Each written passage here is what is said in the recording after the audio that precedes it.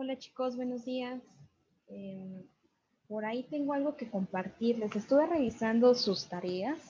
Como bien saben, algunos les regresé comentario y algunos ya no regresé comentario. ¿Por qué? Porque en general tienen el mismo detalle. Recuerden que la conclusión tiene que ir en un archivo aparte de sus entregas de tareas, ¿vale? Si te puse 9.5, muy probablemente fue por alguna u otra situación de las que te voy a mencionar. Si te puse 9.5 fue porque probablemente te hizo falta a lo mejor poner desde el tema, poner la fecha, porque te faltaron resaltar ideas clave, o porque no adjuntaste la captura de pantalla de la participación vía Zoom, no sé, por algunos detallitos. Si te puse 10 es porque no tengo nada que decirte, tu conclusión está bien, solamente habría que el detalle de si no lo tienes en digital, que lo pases en digital, ¿vale? Solamente eso.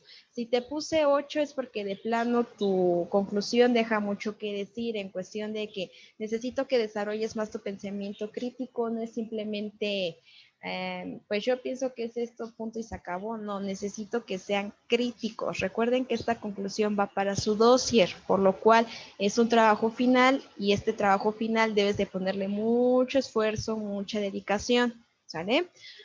¿Por qué otro detalle te habré puesto otra calificación? Creo que principalmente por eso. Solamente di por ahí un 7 y ese 7 fue porque de plano había muchas irregularidades en cuestión del tema, en cuestión de todos los detalles. Si te coloqué en el comentario, te faltaron los detalles de entrega. Recuerda que los detalles de entrega son tanto la fecha, el tema, tu nombre, o inclusive en tu portada. Algunos me mandaron portada y en la portada faltan algunos puntos que les mandé por WhatsApp, ¿vale? ¿Hasta aquí tienen alguna duda en cuestión de su calificación, en cuestión de las entregas o en algo?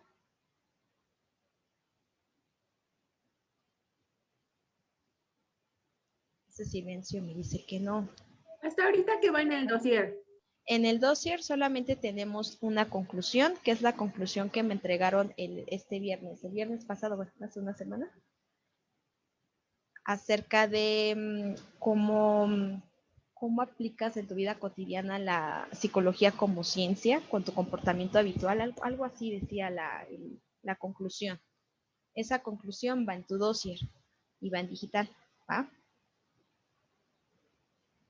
¿Alguna duda antes de entrar en materia? Entonces, ¿todas las actividades tienen que ir con carátulos, maestra? No todas las actividades, solamente las que van en el dossier llevan una portada y esa portada solamente es una portada, pero sí llevan tus datos generales en la parte de arriba, que es el tema, lo que me estás entregando, es el tema, actividad y la fecha. Eso sí por default debe de tener. ¿Va?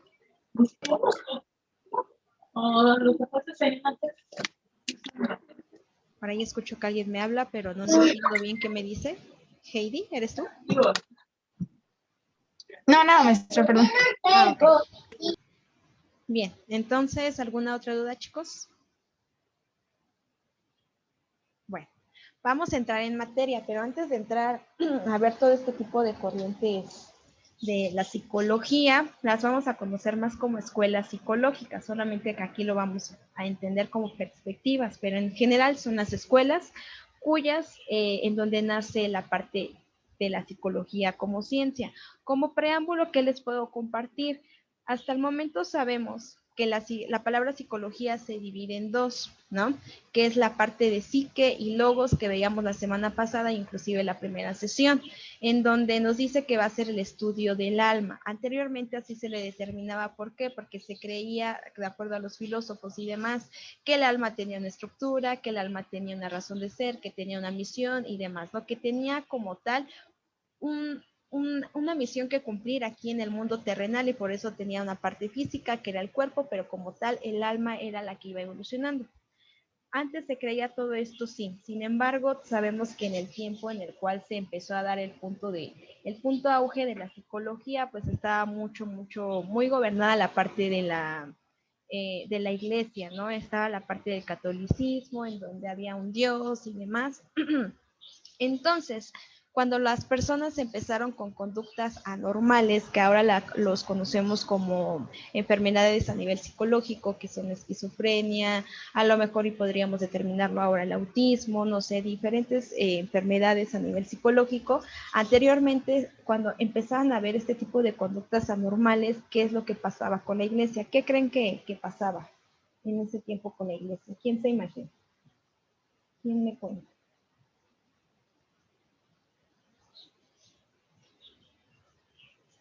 ¿Nadie se imagina nada?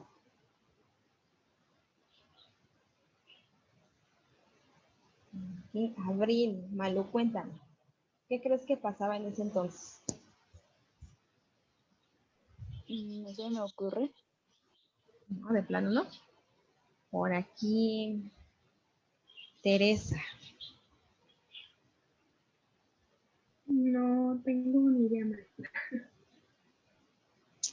Se me hace que me están mintiendo si ustedes luego son bien creativos, pero bueno, les daré el voto de confianza de que no se acuerda o no se imagina. Bien, anteriormente, a ver, Hatsiri, ay, no sé si pronuncio bien tu nombre. Cedillo, por ahí alcancé a ver que levantaste la mano. Como que no tenían conocimiento de lo que hacían o de lo que podría pasar. Correcto, no tenían conocimiento. ¿Y por qué no tenían conocimiento? Fíjense bien lo que pasaba cuando veían este tipo de conductas. Ellos creían en ese entonces que las personas tenían un chamuco, un demonio adentro. Entonces, lo más normal para ellos es, esa persona tiene una conducta rara, el demonio lo tiene adentro, vamos a exorcizarlo, vamos a hacerle un exorcismo. Y sí, evidentemente llevan a un padre, amarraban a la persona, no sé qué tanto le rezaban y ya hacían su exorcismo, porque antes se creía que las personas que tenían una enfermedad psicológica era porque tenían el demonio adentro. Actualmente sabemos que eso no es así. Sin embargo, para ese entonces era bastante preocupante que una persona tuviera conductas tan raras, no tan anormales. Entonces determinaban que pues era el demonio, ¿no? Que quería jugarles ahí un mal rato. Pero como veían que tal vez en ese tiempo el exorcismo no funcionaba, lo que pasaron a hacer es la parte no tan humana, que era los choques eléctricos, que eran los azotes, porque ellos determinaban que a través de esos métodos, pues se les quitaba varias conductas. Y pues evidentemente sí, ¿qué pasaría con nosotros si de pronto alguien llega y nos sienta en una silla, en una cama con choques eléctricos? Pues nos quedamos como tímidos, ¿no? Evidentemente por eso las conductas de estas personas puede que sí bajaran, pero no era el mejor método, ¿vale? Entonces, ¿alguien ha visto, por ahí alguien ha visto no recuerdo bien el nombre de la serie, pero ¿alguien ha visto American Horror Story? ¿No? Sí, ¿Sí? ¿Reconoces a esta, no sé cómo se llama esta artista, pero quien en el episodio de las brujas es la líder o algo así, de la que Aquelarre me parece que es? sí.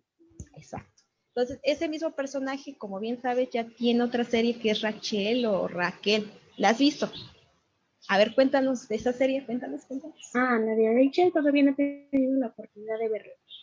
Ay, Dios, ¿cómo? Ya tiene mucho tiempo. Me fallas como fan, ¿eh? Me fallas como fan. Es cierto. Bueno, en esa serie, ¿por qué la menciono? Porque en aquel tiempo justamente hablan sobre un hospital psiquiátrico donde tiene métodos, sí está pegada a la iglesia un poquito, pero no tanto, pero ya meten los métodos pues muy feos, ¿no? ¿Qué es lo que pasaba anteriormente? Y dirían que lo dicen de broma en la serie, pero es completamente real. Cuando algunas personas tenían preferencias sexuales diferentes, según en ese entonces, a lo mejor si encontraban un gay o una lesbiana, también los metían en choques eléctricos, también les daban baños de agua muy, muy, muy helada y posteriormente agua muy, muy, muy caliente y así se le iba caliente, frío, con la intención de que ellos recordaran y vieran que tienen un cuerpo y que tienen una razón de ser y deberían de tener una orientación sexual a lo que Dios manda, ¿no? Porque Dios nos manda para ser hijos y para no sé qué más. Entonces, en la parte de Dios no está muy bien visto que haya gays, que haya lesbianas y etcétera, ¿no? Entonces, en ese tiempo había estos métodos, azotes, choques eléctricos y demás situaciones muy, muy feas. Actualmente como ya hay muchos estudios, porque a posterior a todo este preámbulo que les estoy dando, entran las escuelas psicológicas. Y la primera escuela que entra es la parte del estructuralismo. Su principal precursor es este actor que se llama Wundt, que nace en 1832, bueno, fallece en 1920. Es considerado como el padre de la psicología moderna. Bueno, muchos están considerados como padres, pero en diferentes cuestiones. En 1879 va a fundar o fundó el primer laboratorio de psicología en la universidad en Alemania. Aquí algo muy importante, con Wundt nace mucho la parte de la observación. Él decía, necesitamos observar las conductas de los seres humanos para determinar, para explicar y para poder deducir. El método de observación es muy importante. Entonces, él estaba preocupado por la parte del descubrimiento de la anatomía de los procesos del consciente, de la parte inconsciente del cerebro. A nivel cerebral estamos hablando. Entonces, él determina y empieza a estudiar la estructura de la conciencia. Nos dice, sí debe de haber una estructura, por algo las personas se comportan de esta forma, por algo las enfermedades bueno, en ese tiempo a lo mejor y todavía no se conocía un término como esquizofrenia o demás, ¿no? Pero ya se empezaba con el preámbulo del estudio de la estructura, ¿no? Entonces, él va a introducir la mediación y la experimentación. Y en ese entonces, cuando nace la parte de la psicología como ciencia, con él se llega a la conclusión que todos los procesos conscientes se basan en tres aspectos muy importantes. Ojo, que es la parte de las sensaciones, la parte de las imágenes y la parte de los sentimientos. Aquí entra mucho en juego eso. ¿Por qué? Porque entra la palabra que les menciono muchas veces, la parte de la introspección. Sale la parte de la introspección para Wundt y para de aquí a los precursores que le siguen va a ser una parte muy importante cuyo método va a ayudar mucho para el estudio de diferentes conductas, de diferentes sensaciones. Entonces, si yo les pregunto en el examen, ¿a qué conclusión llegó Wundt? ¿Qué me van a responder? A ver, aquí no está en la diapositiva. ¿Quién me puso atención? ¿Quién me dice? Dije 3 puntos. Por un punto, ¿quién me los dice?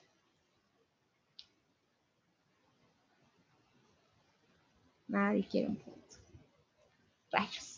Se los reitero, los anotan. Llegó a la parte de las sensaciones, imágenes y sentimientos, ¿sale? Él se interesó mucho por esta parte. Por ello nos dice, hay una estructura ya de los seres humanos que en donde nosotros tenemos que estudiar esta parte, ¿vale?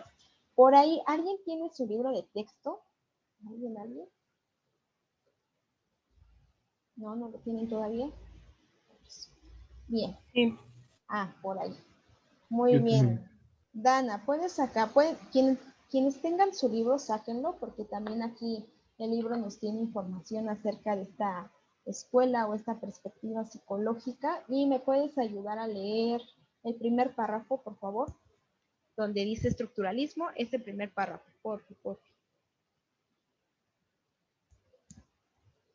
¿Vienen en el libro? Sí, viene en el libro, perdón, en la página 16.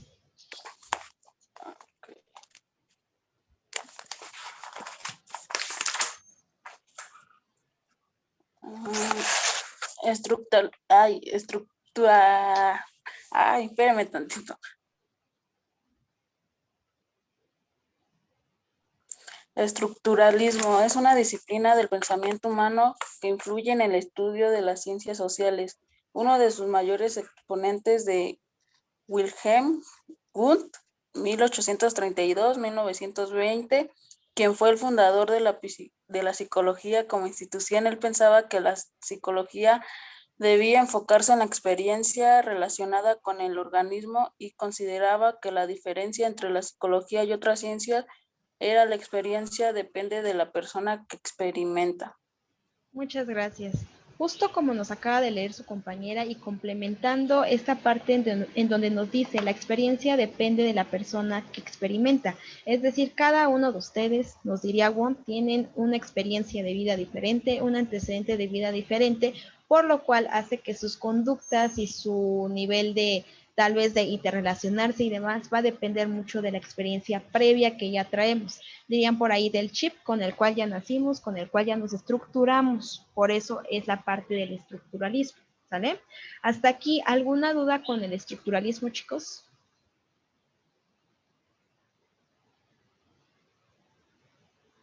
Su silencio me dice que no. Espero que sea así. Aquí una parte muy importante que les quiero resaltar es que nosotros podemos estudiar de manera muy general a Wundt, a James, a Sigmund Freud, pero muy, muy general. ¿Por qué? Porque cada uno de estos personajes son muy intrometidos, entonces están en todas las ciencias.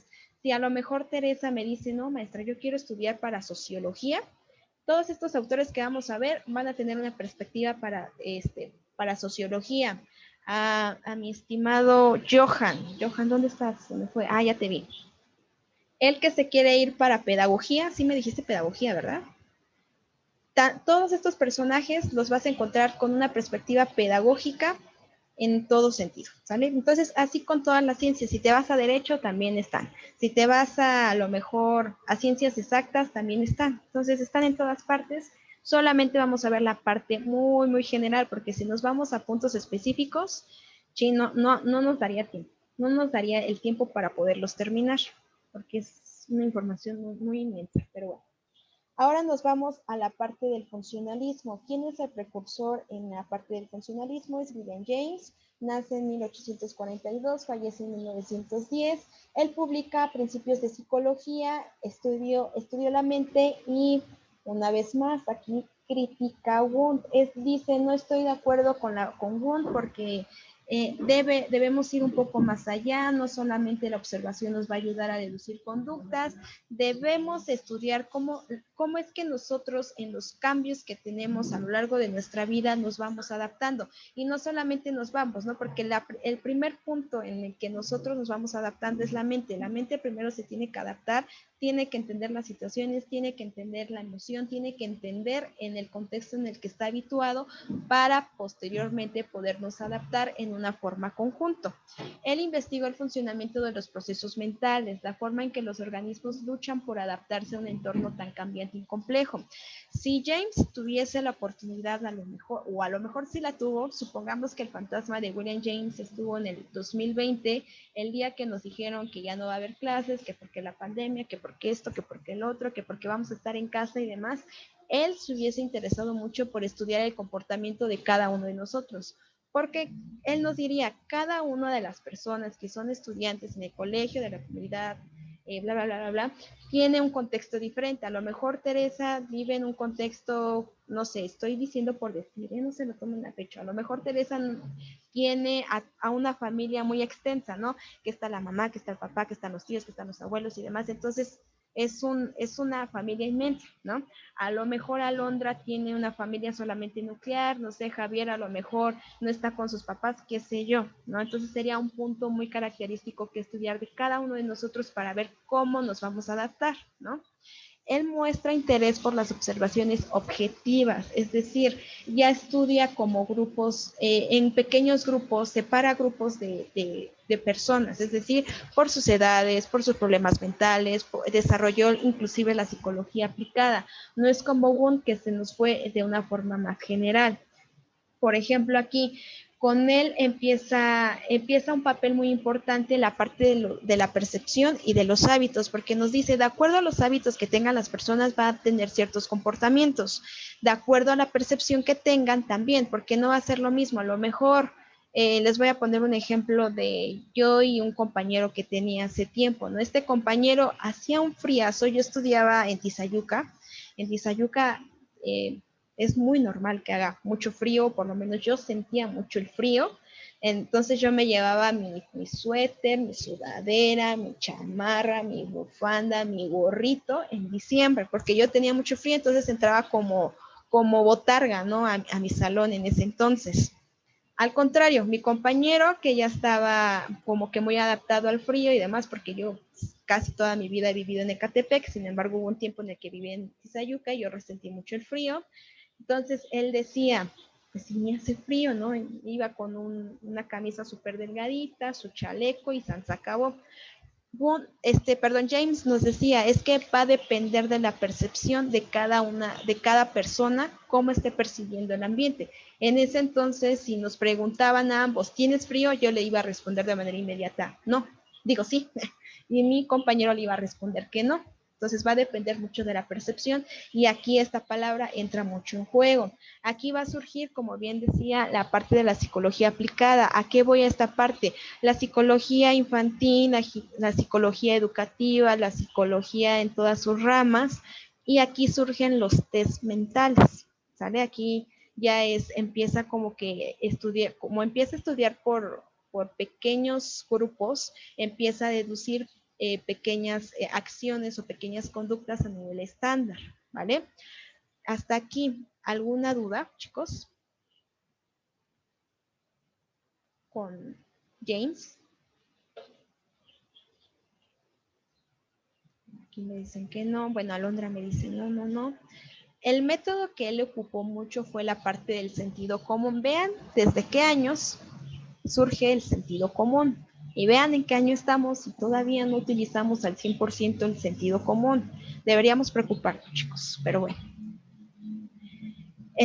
Aquí está la perspectiva de la Gestalt. Recordarán que en algún momento tuvimos una discusión acerca de una imagen que les proyecté, que si era una mujer joven, que si era una mujer anciana, porque esto les decía en ese entonces, la parte de la psicología la estudia de una manera distinta, ¿no? Porque puede deducir varias cosas de una persona a través de esa imagen y a través de lo que nosotros veamos, ¿sale? Hay muchas cosas que circulan en Facebook. Parte de ello es que luego te pasan un video, una liga o no sé qué tanto te pasan acerca de el primer animal que veas va a determinar cómo es tu personalidad. Y ya lo empiezas a leer y dices, no, sí, el oso, totalmente yo, soy yo, pero tranquilos. Necesitamos algo más, con más fundamentos para creer que a lo mejor lo que está vagando en Facebook es totalmente cierto. Así que aguas con lo que creemos que somos, porque luego leemos y ya estamos diciendo que lo somos, soy yo. No, tranquilos. Él propuso por primera vez el punto de vista de la Gestalt, lo que significa ver la forma, estudiar la organización, estudiar la configuración para explicar las ilusiones perceptivas. Los psicólogos alemanes de la Gestalt critican nuevamente el enfoque analítico y asocialista de Wundt. No aceptan la percepción fuera de una compuesta de sensaciones y defendían que el todo es más que la suma de sus partes. Percibimos totalidades, no un conjunto de sensaciones. Igualmente no podemos aprender nada de una melodía si estudiamos aisladamente sus notas. Por ahí, a lo mejor Javier, creo que tú tocas un instrumento, ¿verdad, Javier? Javier Limón. Sí. Sí. A ver, si tú te quieres aprender X canción, pero no te estás aprendiendo a lo mejor los tiempos rítmicos, la armonía y no estás afinando tu instrumento, ¿quedaría bien esa canción? No, se escucharía muy raro. Exactamente, justamente eso. ¿Por qué pongo este ejemplo? Nosotros necesitamos en conjunto saber un todo para poder explicarlo, para poder deducirlo. Es decir, no como Wundt que nos decía que teníamos que ver la parte de las sensaciones, la parte de las imágenes y la percepción. No, nos dice para entonces la Gestalt, necesitas percibir, necesitas sentir, necesitas estar, necesitas saber casi todo para poder deducir de manera ya en conjunta y directa y concreta y objetiva las conductas, las sensaciones y demás. No necesitas estudiar un todo por separado, necesitas estudiar un todo por conjunto, ¿sale?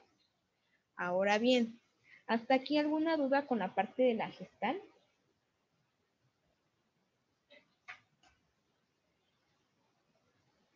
Su silencio me dice que no, espero que no, porque vamos a tener una tarea acerca de... Ahora bien, nos vamos con la siguiente corriente o perspectiva, que sería la parte del conductismo. Por ahí les decía que el conductismo toda la vida lo estamos ocupando, toda la vida lo hacemos de diferentes formas. Para entonces ya se empieza a estudiar y a experimentar más con los animales. ¿Cuáles son los animales más comunes con los cuales se estudiaron? Se estudiaron con un perro, bueno, con los perros, se estudiaron con los ratones y con las palomas. Ciertos personajes empezaron a ver que a través de un estímulo había una respuesta y si había un condicionamiento de por medio, había una respuesta tal vez positiva o negativa conforme a yo lo quisiera manipular, siempre y cuando debe de haber una intencionalidad, ¿no? Les voy a plantear un ejemplo. Por aquí alguno de ellos experimentó más bien con un perro. Este perro, ¿qué es lo que hacía? Pues evidentemente, pues al perro tiene que comer, ¿no? Entonces le daba de comer al perro, pero él utilizó un estímulo. ¿Cuál fue el estímulo? Empezó a utilizar una campana. Cada vez que él iba a alimentar a su perro, sonaba la campana. Entonces, el perro tal vez de momento, pues ni sabía ni qué onda, solamente él caería su plato de comida y ya. Conforme fue pasando el tiempo y fue asociando lo que fue la parte del sonido de la campana con que lo iban a alimentar, en cuanto sonaba la campana, fuera el momento que fuera del día, a lo mejor que no le tocara de comer, él empezaba a salivar.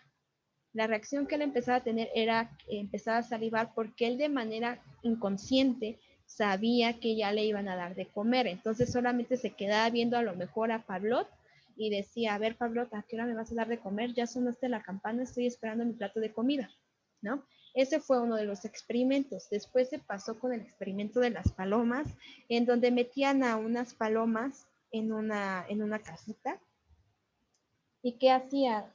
Cada vez que las palomas empezaban a tocar lo que era la caja, recibían pequeños choques eléctricos, ¿no? Como en señal de que aquí no es, aquí no es, aquí no es. ¿Por qué? Porque la caja tenía un pequeño botoncito y este botoncito cuando ellos llegaban, cuando las palomas lo picoteaban, en automático bajaba la comida. Entonces, de esta forma, estos personajes empezaron a experimentar mucho con la parte de los animales. Es una perspectiva, chicos, que dominó mucho durante la primera mitad del siglo XX. Aquí podemos entender que Pavlov fue un creador del condicionamiento clásico. El condicionamiento clásico, si nos metemos mucho en el tema, no terminaríamos. Por ello les decía al principio que nos vamos a una parte muy general.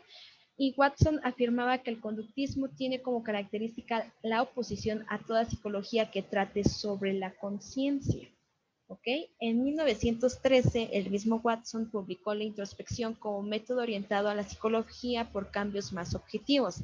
¿Por qué se empezó? ¿Por qué estos personajes empezaron más con la parte de la experimentación con animales? ¿Por qué?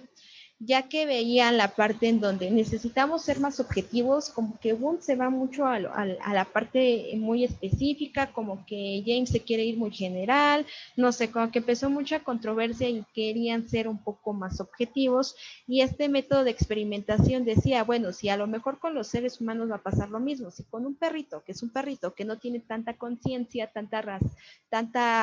tanto conocimiento, pues, con un humano, si le damos un estímulo un acto condicionado y demás, vamos a tener muchas respuestas, tanto favorables como no favorables. Entonces, por ello, la intencionalidad de experimentar de esta forma. Aquí nos decía que la psicología debería ocuparse exclusivamente de los hechos observables de la conducta. Skinner en 1938, aquí me comí un 1, disculpen, en su libro La conducta de los organismos describe que la conducta operante está en funcionamiento de sus consecuencias. La conducta es un fenómeno susceptible de observación, calificación y las leyes que rigen el comportamiento son compartidas por cualquiera. Es decir, aquí no, sí y no, depende a qué rama nos querramos ir, vamos a encontrar mucha información. Pero de manera general, ¿qué es lo que quiero que recuerden del conductismo? Del conductismo quiero que recuerden 3 palabras, que es estímulo, respuesta y condicionamiento. No hay más. Estímulo, respuesta y condicionamiento.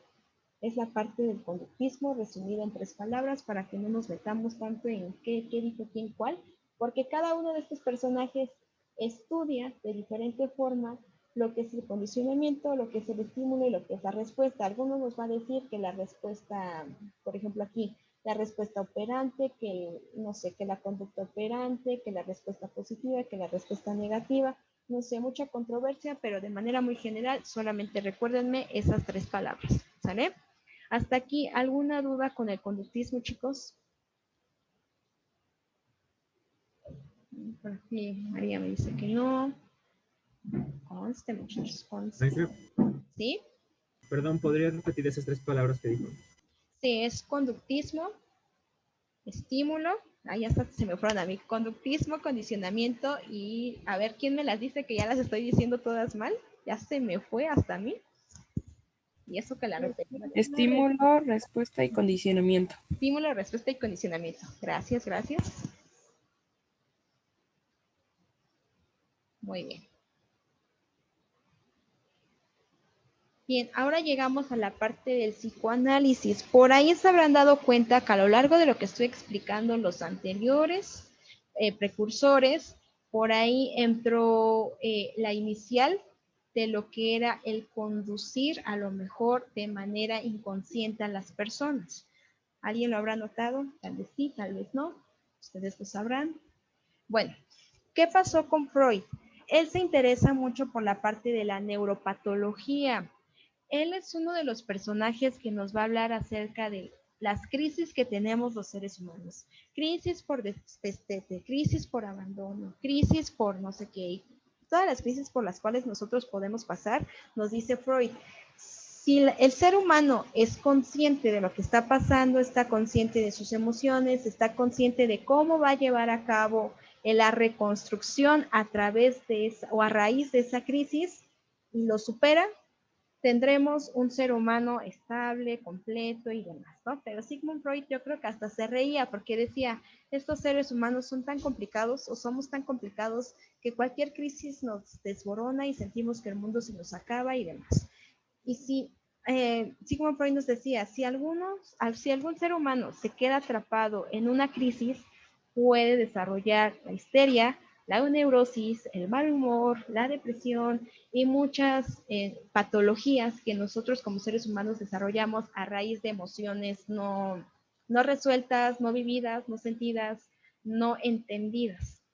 Pareciera que no y que a lo mejor es broma que al no llorar estás reprimiendo tus emociones. Evidentemente sí es así, muchachos. Si en verdad quieren llorar, lloren. Si quieren gritar, griten. Bueno, les van a decir en un principio, pues tú estás loco o loca o qué, pero solamente estás procurando que no desarrolles una patología de histeria o de neurosis. Esto nos diría Freud, ¿vale? Sus trabajos de Freud no están basados en la aplicación inmediata de una nueva manera de tratar a individuos que manifiestan un comportamiento anormal. Para entonces, para Sigmund Freud, nosotros, quienes desarrollamos neurosis, depresión, un cuadro de ansiedad, no somos anormales, somos completamente normales porque somos seres humanos que no pudimos controlar o no pudimos mediar nuestra crisis y estamos atorados en una crisis. Entonces, para Sigmund Freud todos somos normales, solamente nos hace falta el impulso, la decisión y la determinación para poder, a lo mejor revivir una parte de la crisis que vivimos en algún entonces y poderla sanar. Nos dice, hay que sanar lo que vivimos para poder desarrollarnos de manera eficiente. ¿Vale? Admitió la realidad del inconsciente y llegó a considerar que la personalidad está determinada por instintos biológicos.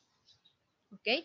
Entonces, aquí para Sigmund Freud, chicos, yo solamente les puedo recomendar que lo lean mucho porque es un personaje que deja muchos estudios. De hecho, ahí tengo la oportunidad, les voy a compartir el nombre de un libro, no recuerdo ese libro, pero es viejísimo, para que podamos comprender muchas cosas. Si a ti te interesa la psicología, te va a ayudar mucho. Si te interesa la educación, te va a ayudar el doble, para que puedan ir estudiándolo un poquito más. Es una corriente muy, muy padre porque esa parte del psicoanálisis tiene 1.000.000 de información, igual que todos los autores que podamos ver, pero en particular, o más bien para el gusto de lo que podemos estudiar, es un buen autor, ¿vale?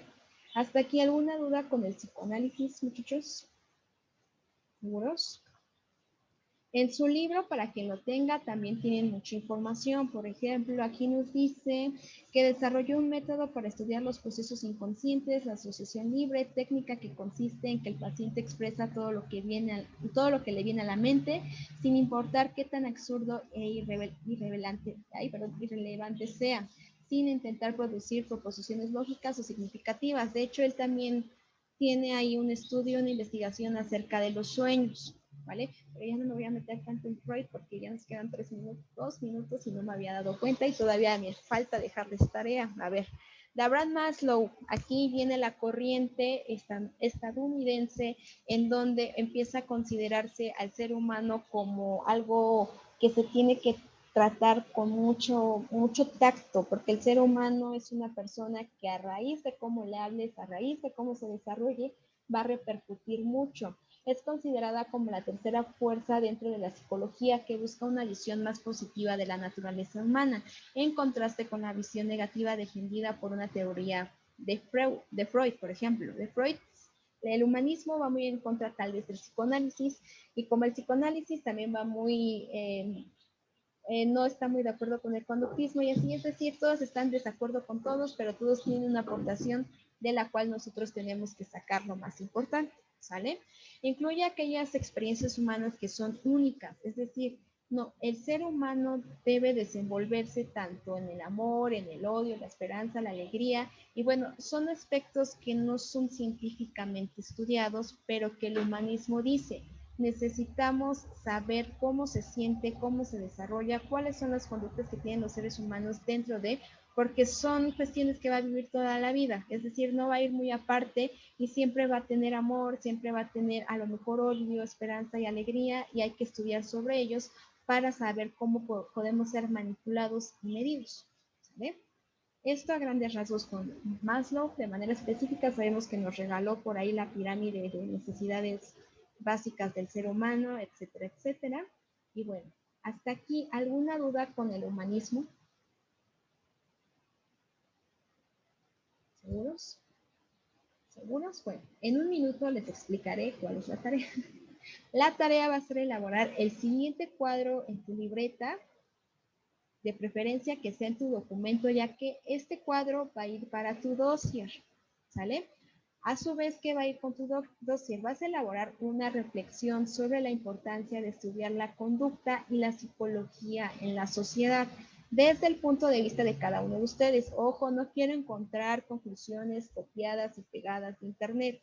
Quiero que ocupen sus propias palabras, que sean críticos, ¿sale? ¿Y cuál es la extensión de la reflexión? Esta reflexión va a ser de media cuartilla, no les estoy pidiendo más, pero una media cuartilla bien explicada, bien criticada acerca del énfasis que les estoy haciendo, ¿vale? ¿Alguna duda hasta aquí? Espero que no me corte la llamada, pero ¿alguna duda hasta aquí, chicos? ¿Seguros? ¿Seguros? Con este sería